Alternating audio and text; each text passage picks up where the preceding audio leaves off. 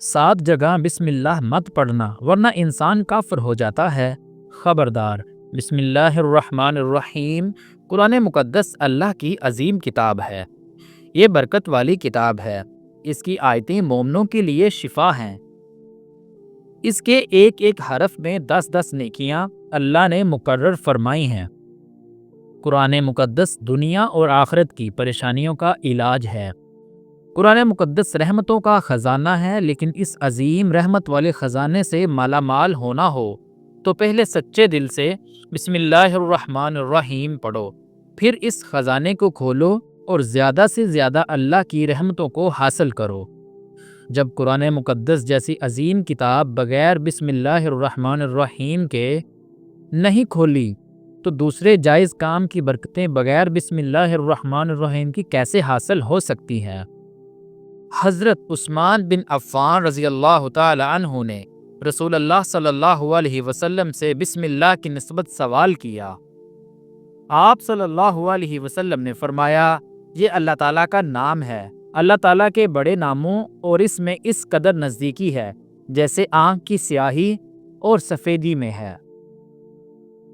محترم ناظرین، جابر رضی اللہ تعالی عنہ فرماتے ہیں، جب یہ آیت بسم اللہ الرحمن الرحیم اتری، بادل مشرق کی طرف جھٹ گئے، ہوائیں ساکن ہو گئی، سمندر ٹھہر گیا، جانوروں نے کان لگا لیے، شیاطین پر آسمانوں سے شعلے گرے، اور پروردگار عالم نے اپنی عزت و جلال کی قسم کھا کر فرمایا کہ جس چیز پر میرا یہ نام لیا جائے گا اس میں ضرور برکت ہوگی۔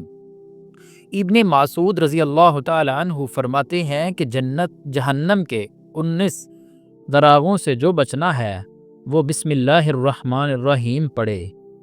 اس کے بھی 19 حروف ہیں، ہر حرف ہر فرشتے سے بچاؤ بن جائے گا۔ اسے ابن عطیہ نے بیان کیا، لیکن کچھ ایسی جگہ ہیں جہاں پر بسم اللہ الرحمن الرحیم پڑھنا حرام ہے، جائز ہی نہیں۔ ہر انسان جہاں پڑھتا ہے دل چاہتا ہے پڑھ لیتا ہے۔ کچھ لوگوں کی ایسی عادت بن جاتی ہے کہ وہ ہر کام کرنے سے پہلے ایک دم بسم اللہ الرحمن الرحیم پڑھتے ہیں، تو کچھ ایسی جگہ بھی ہیں جہاں پہ بسم اللہ ہمیں نہیں پڑھنا۔ جہاں پر بسم اللہ انسان اگر پڑھے گا تو وہ گنہگار ہوگا۔ بسم اللہ کا پڑھنا ایسی جگہوں پر، ایسے مقامات پر جائز ہی نہیں ہے۔ اب آپ یہ سمجھ لیجئے کہ کون سے مقامات پر بسم اللہ الرحمن الرحیم پڑھنا چاہیے، کن مقامات پر بسم اللہ نہیں پڑھنا چاہیے۔ محترم ناظرین، آپ نے سنا ہوگا کہ ہر کام شروع کرنے سے پہلے بسم اللہ الرحمن الرحیم پڑھنا چاہیے، کیونکہ بسم اللہ الرحمن الرحیم کا معنی ہے کہ اللہ کے نام سے شروع، جو بڑا مہربان نہایت رحم والا ہے۔ یعنی ہم کام کو جو شروع کر رہے ہیں وہ اللہ کے نام سے شروع کر رہے ہیں تاکہ اللہ تعالی ہمارے اس کام میں برکت عطا فرمائے، اور بسم اللہ پڑھنے کے فائدے بھی بہت زیادہ ہوتے ہیں۔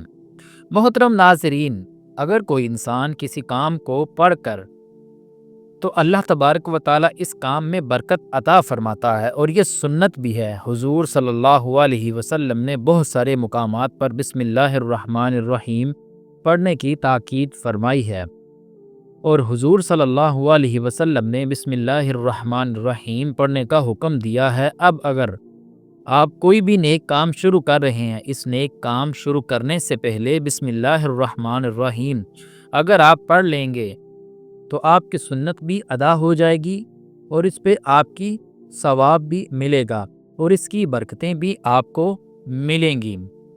اگر آپ نے کسی نیک کام شروع کرنے سے پہلے بسم اللہ الرحمن الرحیم پڑھ لیا تو پھر انشاءاللہ اس میں آپ کا کوئی نقصان نہیں ہوگا۔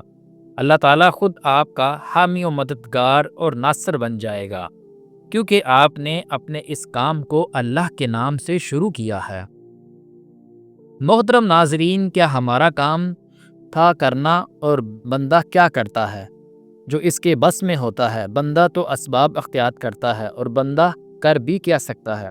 بندے کے ذمے صرف اسباب کا اختیار کرنا ہے کہ آپ کسی کام کو کرنے سے پہلے سبب اختیار کریں کہ ہمیں یہ کام کرنا ہے، باقی آپ اللہ کے سپرد کر دیں۔ آپ اپنے کام کو کریں، باقی جو آپ کا کام ہے وہ اللہ تبارک و تعالیٰ کے سپرد کر دیں۔ ایک مرتبہ ایک صحابی آئے، آ کر عرض کیا، یا رسول اللہ صلی اللہ علیہ وسلم، میں پریشان ہوں، ہمارے اونٹ کہیں کھو گئے ہیں۔ تو آپ صلی اللہ علیہ وسلم نے ان کو یہ بتایا کہ اللہ پہ بھروسہ کرو، اور اللہ پہ بھروسہ ہی اصل چیز ہے۔ یہ بولو کہ میں نے اللہ پہ بھروسہ کر لیا، اللہ پاک کافی بہترین کارساز ہے۔ تو کچھ صحابہ اکرام کہنے لگے، یا رسول اللہ صلی اللہ علیہ وسلم، ہمیں اللہ کی ذات پہ بھروسہ ہے، کیا ہم اپنے اونٹوں کو ایسے ہی چھوڑ دیں گے؟ اگر ہماری قسمت میں ہوں گے تو ہمارے اونٹ واپس آ جائیں گے، اور مقدر میں نہیں ہوں گے تو چلے جائیں گے۔ محترم ناظرین، ہمیں اللہ کی ذات پہ بھروسہ ہے؟ تو آپ صلی اللہ علیہ وسلم نے فرمایا کہ نہیں، پہلے اپنے اونٹ کو باندھو، پھر اللہ کی ذات پر یقین کرو، پھر اللہ کی ذات پر بھروسہ کرو۔ یعنی ہمارے ذمے کہ جو کام ہیں وہ ہمارے اوپر کرنا لازم ہے۔ اسباب کا انکار کرنے والا جاہل ہوتا ہے۔ اسباب کا انسان انکار نہیں کر سکتا کہ نہیں، ہم تو ہاتھ پہ ہاتھ رکھ کر بیٹھ جائیں گے، اب اللہ کھلائے، کیونکہ وہ رازق ہے، وہ رزق دینے والا ہے، وہ ہمیں کھلائے۔ لیکن آپ اپنی محنت کیجئے، اپنے آپ ثواب اختیار کیجئے، پھر اللہ کی ذات پہ چھوڑ دو۔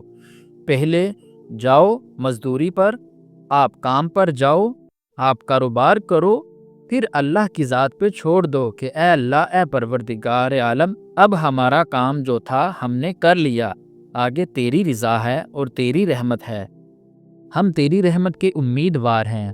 صرف ہمارے کمانے سے رزق حلال تھوڑی ملتا ہے، آپ نے کمایا، بس کما کے لے آئے، اس کے علاوہ آپ غور کیجئے کہ دانے کو زمین سے نکال کر کس نے دیا، اس کے بعد پھر اس کو گھیوں کی شکل میں، پھر وہ آٹے کی شکل میں بنا کر پھر وہ روٹی بنتی ہے۔ ہم سمجھ رہے ہیں کہ یہ ہماری محنت سے ہو رہا ہے۔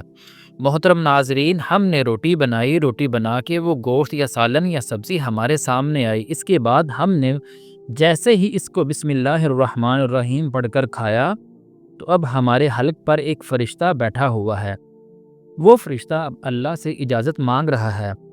حلق میں ہماری دو نالیاں ہوتی ہیں، ایک نالی ہوتی ہے جو سانس کی ہوتی ہے، ایک نالی وہ ہوتی ہے جس سے رزق اندر جاتا ہے، کھانا اندر جاتا ہے۔ تو یہ دو نالی بالکل برابر ہوتی ہیں اور دونوں کا ایک ہی پچید سوراخ ہوتا ہے، لیکن پھر وہ اندر جا کر الگ الگ ہو جاتی ہیں۔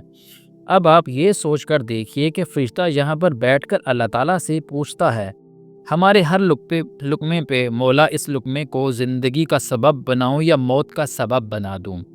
محترم ناظرین، اب اللہ تعالیٰ کی اگر مرضی ہوتی تو وہ لقمہ زندگی کا سبب بن جاتا ہے، اور اگر اللہ تعالیٰ کی مرضی نہیں ہوتی تو یہی لقمہ موت کا سبب بن جاتا ہے۔ یعنی اگر وہ لقمہ بجائے خوراک والی نالی میں جانے کے اگر وہ سانس والی نالی میں چلا جائے تو پھر انسان ختم ہو جائے گا۔ تو محترم ناظرین، تو آپ دیکھیے، ہم نے اتنے سارے کام کیے، لیکن فرشتہ یہاں پر بیٹھا ہوا ہے کہ اس نوالے کو، اس لقمے کو کہاں لے جانا ہے۔ تو یہ آپ نے اسباب اختیار کیے، یعنی اس کو اسباب اختیار کرنا کہتے ہیں، اور اللہ تبارک و تعالیٰ پر چھوڑ دیا تو نیک کام ہم شروع کر رہے ہیں۔ کھانا کھا رہے ہیں تو ہمیں بسم اللہ پڑھنے کی تاکید کی گئی ہے، لیکن بہت سارے لوگ ایسے ہوتے ہیں کہ کچھ حرام کام ہوتے ہیں، جیسے مثال کے طور پر اگر کوئی انسان جو جوا کھیل رہا ہو تو اس میں بسم اللہ الرحمن الرحیم پڑھنا حرام ہے کہ اللہ کے نام سے شروع۔ اللہ نے کب کہا تھا کہ آپ جوا جا کر کھیلو؟ اللہ نے کب کہا تھا کہ آپ شراب پیو؟ اللہ نے کب کہا تھا کہ آپ جھوٹ فریب مکروہ جا کر کرو؟ اللہ نے تو کہا ہی نہیں۔ ایک شخص نے بڑی عالی شان منزل بنوائی اور اس پر لکھا، اور شیطان بیٹھا رو رہا ہے۔ تو لوگوں نے پوچھا، تو کیوں رو رہا ہے؟ تو اس نے کہا کہ دیکھو، میں نے اس سے جھوٹ بلوایا، فراڈ کروایا، ہم نے اس کی بلڈنگ فراڈ کر کے بنوا دی، اور یہ لکھ رہا ہے عہد السما فی ربی، یہ رب کا فیصلہ ہے۔ اللہ نے کہا تھا کہ جھوٹ بول کر کمانا، اللہ نے کہا تھا کہ ڈھونگ کرنا، اللہ نے کہا تھا کہ فراڈ کرنا۔ تو مقصد صرف یہ ہے کہ شیطان تو ہر طرح سے انسان کو بہکاتا ہے، تو اسی لیے حرام کاموں سے پہلے ہمیں بسم اللہ ہرگز نہیں پڑھنا چاہیے۔ ہمیں ہر نیک کام شروع کرنے سے پہلے بسم اللہ الرحمن الرحیم پڑھنا چاہیے۔